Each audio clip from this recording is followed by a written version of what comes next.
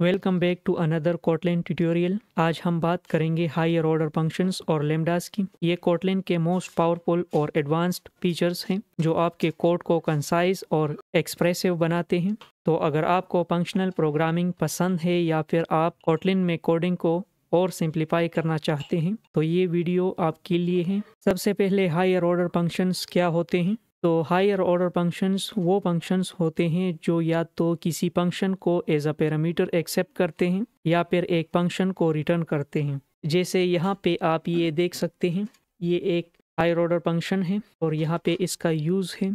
सो यहाँ पे कैलकुलेट एक हायर ऑर्डर फंक्शन है जो एक लेमडा फंक्शन ऑपरेशन को एक्सेप्ट करता है। लेमडा के थ्रू हम कस्टम लॉजिक पास करते हैं जैसे एडिशन या मल्टीप्लिकेशन। अब बात करते हैं लेमडास की। लेमडास बेसिकली एनोनिमस फंक्शंस हैं जो एक कंसाइज सिंटैक्स में लिख की जाती हैं। इन्हें इनलाइन फंक्शंस के साथ यूज़ करते हैं ताकि कोड और रीडेबल हो। जैसे आप यहाँ पे देख सकते हैं, यहाँ ऐड एक लेमडा फंक्शन है जो दो इंटीजर्स को ऐड करता है। सिंटैक्स काफ़ी शॉर्ट और क्लीन है। अब एक रियल वर्ल्ड एग्जांपल देखते हैं। फॉर एग्जांपल हम एक लिस्ट के एलिमेंट्स को फिल्टर करना चाहते हैं यूजिंग हायर ऑर्डर फंक्शंस और लेमडास। तो कुछ इस तरह से हम करेंगे। यहाँ फिल्टर एक हायर ऑर्डर फंक्शन है जो एक लेमडा को एक्सेप्ट करता है। लेमडा फंक्शन के अंदर हमने लिखा it modulo 2 is equal to 0 to filter out even numbers. अब बात करते हैं इनके फायदे की। हायर ऑर्डर फंक्शंस और लेमडास का यूज़ करने से कोड कंसाइज और रीडेबल होता है। फंक्शनल प्रोग्रामिंग काफ़ी इजी बन जाती है। रीयूजिबिलिटी और कस्टमाइजेशन काफ़ी एनहेंस हो जाती है। जैसे आप ये देख सकते हैं, ये एक ट्रेडिशनल वे के थ्रू ये फंक्शन लिखा गया है और ये लेमडा के थ्रू। कोटलिन में कुछ commonly used higher order functions हैं जैसे मैप लिस्ट के हर एलिमेंट को ट्रांसफॉर्म करने के लिए, फिल्टर एलिमेंट्स को कंडीशन के बेसिस पर फिल्टर करने के लिए, रिड्यूस लिस्ट के एलिमेंट्स को एक सिंगल वैल्यू में कंबाइन करने के लिए। जैसे आप यहाँ पे देख सकते हैं, तो हमने हायर ऑर्डर फंक्शंस और लेमडास के बारे में सीखा। ये फीचर्स कोटलिन को एक मॉडर्न और एक्सप्रेसिव लैंग्वेज बनाती है। हम बात करेंगे कोटलिन के कोरोटीन्स की जो असिंक्रोनस प्रोग्रामिंग को फास्ट, एफिशिएंट और सिंपल बनाती है। अगर आप कभी थ्रेड्स, कॉलबैक या असिंक टास्क के साथ काम करते वक्त फ्रस्ट्रेटेड हुए हैं तो ये वीडियो आपके लिए है। कोटलिन कोरोटीन्स की मदद से आप इजीली बैकग्राउंड टास्क परफॉर्म कर सकते हैं विदाउट ब्लॉकिंग मेन थ्रेड। तो चलिए स्टार्ट करते हैं। सबसे पहले कोरोटीन्स क्या होती हैं। कोरोटीन्स एक light weight thread like structure है जो असिंक्रोनस प्रोग्रामिंग को सिंप्लीफाई करती है। इसका मेन गोल है कंकरेंसी को मैनेज करना और ऐप को रिस्पॉन्सिव बनाना। कोटलिन में कोरोटीन्स यूज़ करने के लिए हमें कोटलिन x.coroutines लाइब्रेरी की ज़रूरत होती है। सबसे पहले चलिए एक एग्जांपल देखते हैं। जैसे यहाँ पे आप देख सकते हैं, यहाँ रन ब्लॉकिंग एक कोरोटीन बिल्डर है जो मेन थ्रेड को ब्लॉक करता है। जब तक कोरोटीन कंप्लीट ना हो, लॉन्च एक कोरोटीन स्टार्ट करता है और डिले एक नॉन ब्लॉकिंग फंक्शन जो कोरोटीन को पॉज करता है। अब बात करते हैं कोटलिन के कोरोटीन्स बिल्डर्स की। जैसे आप यहाँ पे देख सकते हैं, लॉन्च, फायर एंड फॉरगेट कोरोटीन्स के लिए, असिंक वैल्यू रिटर्निंग कोरोटीन्स के लिए, run blocking, testing and quick example के लिए, लॉन्च बैकग्राउंड टास्क के लिए बेस्ट है, जबकि असिंक को तब यूज़ करते हैं जब हमें रिजल्ट चाहिए होता है। कोरोटीन्स को एक थ्रेड पर रन करना है, ये हम डिस्पैचर्स के थ्रू कंट्रोल करते हैं। कोटलिन में कॉमनली यूज्ड डिस्पैचर्स हैं dispatcher.main UI अपडेट के लिए, dispatcher.io नेटवर्क या डेटाबेस ऑपरेशन के लिए, dispatcher.default heavy CPU bound task के लिए। तो एक डिस्पैचर एग्जांपल आप यहाँ पे देख सकते हैं। ये डिस्पैचर्स इंश्योर करते हैं कि टास्क एफिशिएंटली मैनेज हो और ऐप रिस्पॉन्सिव रहे। अब बात करते हैं स्ट्रक्चर्ड कंकरेंसी की। स्ट्रक्चर्ड कंकरेंसी एक इम्पॉर्टेंट कंसेप्ट है जो इंश्योर करता है कि कोरोटीन्स प्रॉपरली कैंसिल हो और मेमोरी लीक्स ना हो। एक एग्जांपल देखते हैं कोरोटीन स्कोप की। यहाँ कोरोटीन स्कोप इंश्योर करता है कि एक प्रॉपर लाइफ साइकिल के अंदर रहें। तो अब एक रियल वर्ल्ड एग्जांपल देखते हैं। मान लीजिए हमें किसी API से डेटा फेच करना है। ये एक API कॉल सिमुलेशन है जैसे आप यहाँ पे देख सकते हैं। यहाँ विद कॉन्टेक्स्ट का यूज़ करके हम बैकग्राउंड थ्रेड से मेन थ्रेड पर स्विच करते हैं ताकि UI अपडेट कर सकें। तो अब कुछ बात करते हैं कोटलिन में कोरोटीन्स के बेनिफिट्स। कोरोटीन्स लाइट वेट और एफिशिएंट हैं। नॉन ब्लॉकिंग नेचर की वजह से UI रिस्पॉन्सिव रहता है, कोड कंसाइज और रीडेबल होता है। तो हमने कोटलिन के कोरोटीन्स एक्सप्लोर किए और समझा कि असिंक्रोनस प्रोग्रामिंग को सिंप्लीफाई कैसे करते हैं। हम बात करेंगे एक्सटेंशन फंक्शंस के बारे में जो कोटलिन को एक पावरफुल और एक्सप्रेसिव लैंग्वेज बनाते हैं। अगर आपको कभी लगा है कि किसी क्लास के बिहेवियर को एक्सटेंड करना चाहिए बिना उसको मॉडिफाई किए, तो कोटलिन का एक्सटेंशन फंक्शंस फीचर आपके लिए है। इस वीडियो में हम समझेंगे कि ये फीचर कैसे काम करता है और आप अपने कोड को और ज़्यादा रीडेबल और कंसाइज कैसे बना सकते हैं। चलिए शुरू करते हैं। सबसे पहले एक्सटेंशन फंक्शंस क्या होती हैं। सिंपल टर्म्स में ये वो फंक्शंस है जो किसी एग्जिस्टिंग क्लास के बिहेवियर को एक्सटेंड करती है बिना उस क्लास को मॉडिफाई किए या इनहेरिट किए। कोटलिन में हम किसी भी क्लास, चाहे वो बिल्ट इन हो या यूज़र डिफाइंड, उसमें नया फंक्शन ऐड कर सकते हैं यूजिंग एक्सटेंशन फंक्शन। एक एग्जांपल यहाँ पे आप देख सकते हैं। यहाँ हमने स्ट्रिंग क्लास का बिहेवियर एक्सटेंड किया और एक ऐड एक्सक्लेमेशन फंक्शन बनाया जो किसी भी स्ट्रिंग के एंड में एक्सक्लेमेशन मार्क ऐड कर देता है। एक्सटेंशन फंक्शन डिफाइन करना बहुत सिंपल है। सिंटैक्स देखिए, सबसे पहले फंक्शन का नाम लिखें, उसके पहले जिस क्लास को एक्सटेंड करना है उसका नाम लिखें, फॉलोड बाय अ डॉट, और बस फंक्शन का इम्प्लीमेंटेशन कर दें। यहाँ पे आप एक एग्जांपल देख सकते हैं, how to define an extension function. चलिए एक और एग्जांपल देखते हैं जहाँ हम एक लिस्ट के लिए एक एक्सटेंशन फंक्शन बनाते हैं जो लिस्ट के एवरेज कैलकुलेट करें। जैसे आप यहाँ पे ये देख सकते हैं, ये एक एग्जांपल है, calculating average of a list. यहाँ हमने लिस्ट का एक एक्सटेंशन फंक्शन बनाया जो एवरेज कैलकुलेट करता है।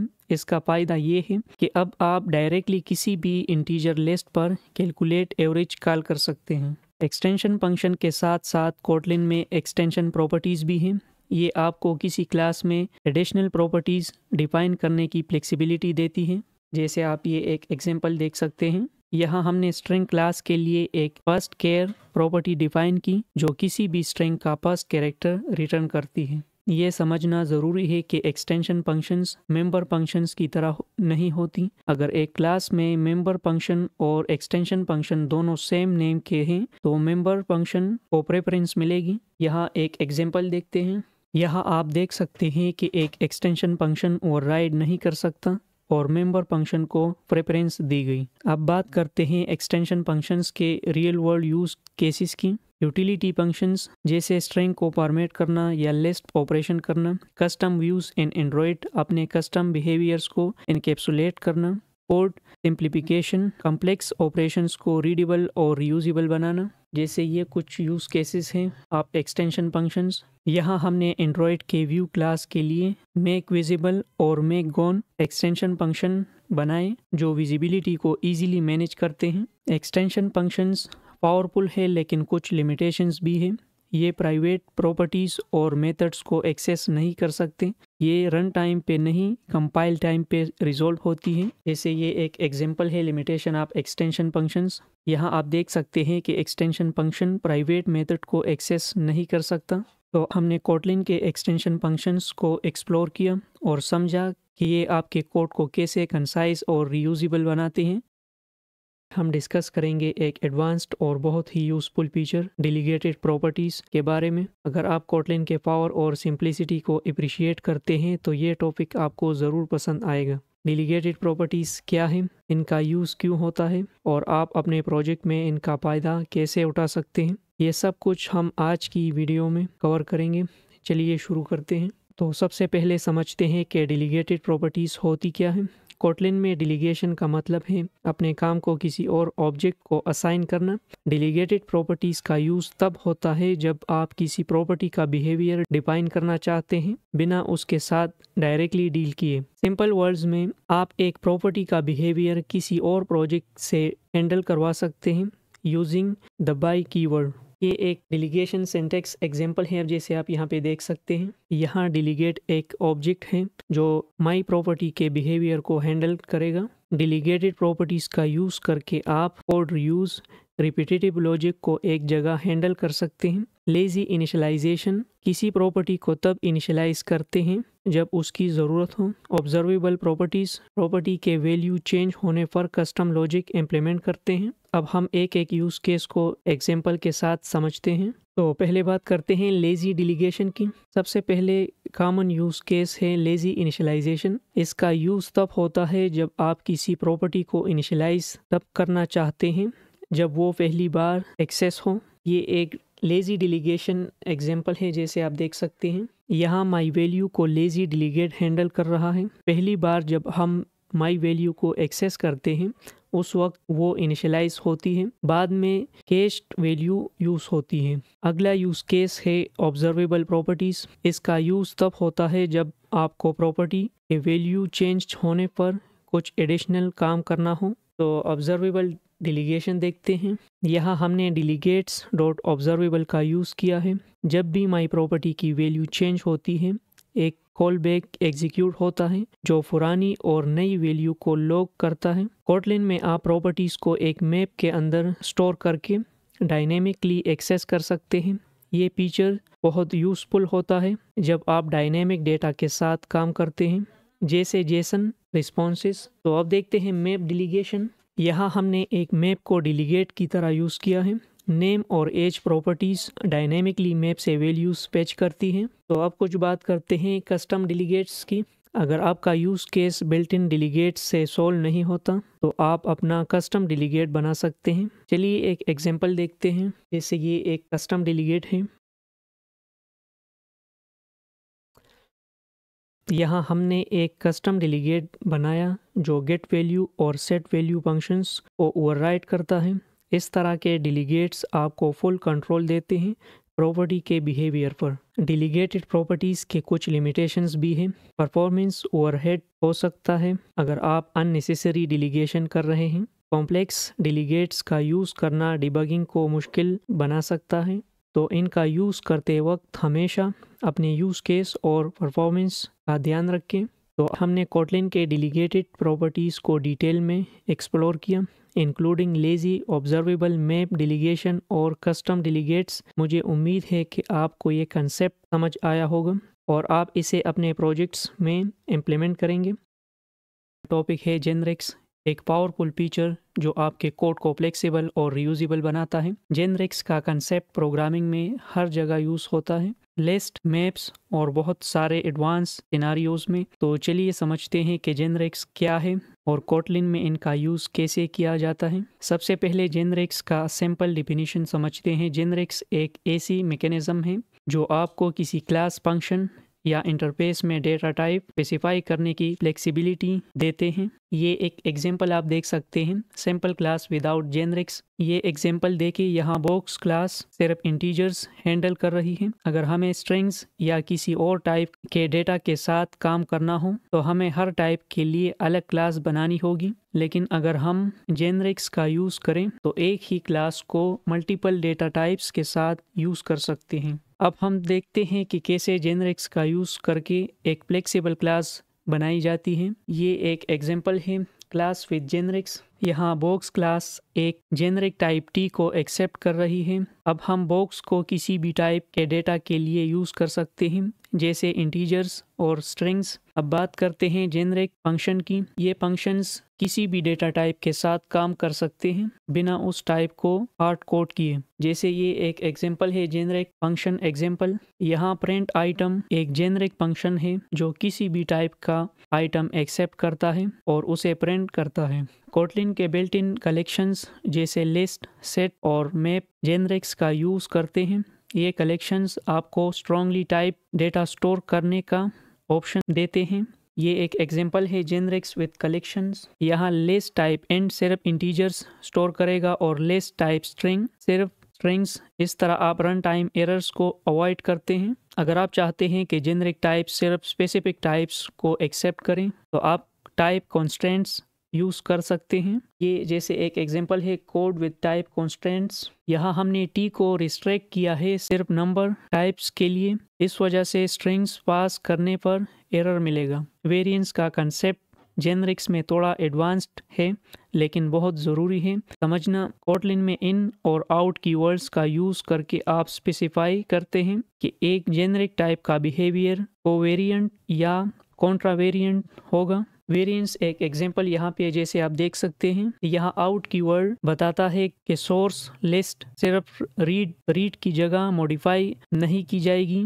ये अप्रोच टाइप सेफ्टी के लिए बहुत यूज़फुल है। अब बात करते हैं कि जेनरिक्स का यूज़ क्यों करना चाहिए। जेनरिक्स आपको कोड रीयूजिबिलिटी, एक ही क्लास या फंक्शन को मल्टीपल टाइप्स के लिए यूज़ करना, टाइप सेफ्टी, कंपाइल टाइम पर एरर्स को प्रिवेंट करना, क्लीन कोड, हर टाइप के लिए अलग क्लासेस बनाने की ज़रूरत नहीं होती। तो इन क्लासेस, फंक्शंस, कलेक्शंस और वेरिएंट्स, मुझे उम्मीद है आपको जेनरिक्स का कंसेप्ट क्लियर हो गया होगा।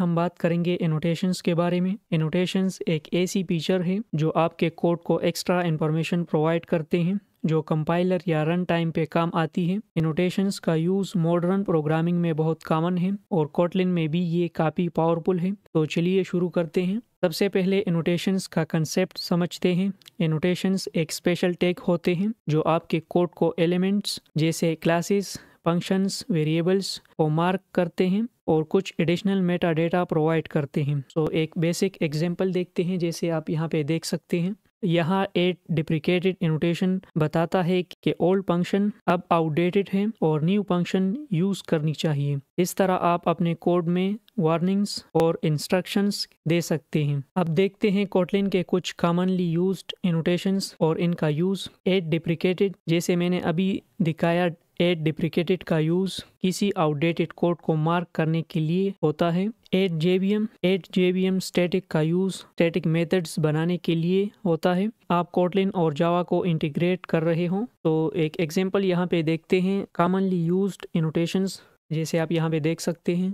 यहाँ एट जेवीएम स्टैटिक के बिना आपको जावा में कंपेनियन ऑब्जेक्ट का रेफरेंस यूज़ करना पड़ता है, लेकिन इस एनोटेशन से ये डायरेक्टली एक्सेसिबल है। एट सप्रेस का यूज़ कंपाइलर वार्निंग्स को सप्रेस करने के लिए होता है। यहाँ एट सप्रेस कंपाइलर वार्निंग को हटा देता है, लेकिन इसको केयरफुल यूज़ करना चाहिए क्योंकि ये टाइप सेफ्टी को बाईपास कर सकता है। कोटलिन में आप अपने कस्टम एनोटेशंस भी बना सकते हैं। चलिए एक एग्जांपल देखते हैं। कस्टम एनोटेशन एग्जांपल जैसे आप यहाँ पे देख सकते हैं। यहाँ एट टारगेट स्पेसिफाई करता है कि ये एनोटेशन सिर्फ फंक्शंस पे लग सकता है और एट रिटेंशन स्पेसिफाई करता है कि ये रन टाइम तक अवेलेबल होगा। मेटा एनोटेशंस इन कोटलिन, एनोटेशंस के ऊपर भी कुछ एनोटेशंस लगते हैं जिन्हें मेटा एनोटेशंस कहते हैं। कोटलिन में कॉमन मेटा एनोटेशंस है। एट टारगेट ये स्पेसिफाई करता है कि एनोटेशन किन एलिमेंट्स पे लग सकता है, जैसे classes, functions, properties etcetera. At retention ये स्पेसिफाई करता है कि एनोटेशन रन टाइम तक अवेलेबल होगा या सिर्फ कंपाइल टाइम तक। एट रिपीटेबल ये अलाउ करता है कि एक ही एलिमेंट पे एक एनोटेशन मल्टीपल टाइम्स लगाया जा सके। एनोटेशंस के कुछ मेजर बेनिफिट्स हैं। कोड क्लैरिटी, एनोटेशंस कोड के पर्पस को क्लियर बनाते हैं। इंटीग्रेशन, जावा फ्रेमवर्क्स के साथ काम करते वक्त एनोटेशंस काफ़ी यूज़फुल होते हैं। Meta data annotations extra information provide करते हैं जो रन टाइम या कंपाइल टाइम पे काम आती है। तो आज हमने कोटलिन के एनोटेशंस को डिटेल में डिस्कस किया, including common annotations, custom annotations और मेटा एनोटेशंस। मुझे उम्मीद है आपको ये टॉपिक समझ आया होगा। अगर आपको ये ट्यूटोरियल पसंद आई हो तो फीडबैक ज़रूर दें। मिलते हैं अगले ट्यूटोरियल में एक नए टॉपिक के साथ। तब तक के लिए हैप्पी कोडिंग। Thank you.